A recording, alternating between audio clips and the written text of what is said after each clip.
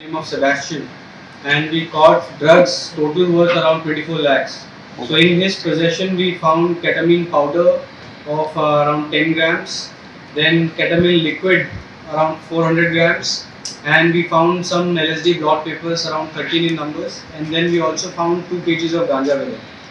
So this raid was conducted last night, and this was a continuation of an earlier case which the ANC had done around 1 week back, in which we caught one Indian national. He was a resident of West Bengal. His name was Agniv Sen Gupta. We got in his possession around 16 grams of MDMA, which is commercial quantity, and around 50 plus grams of high quality cocaine. So the lead of this German was from that person.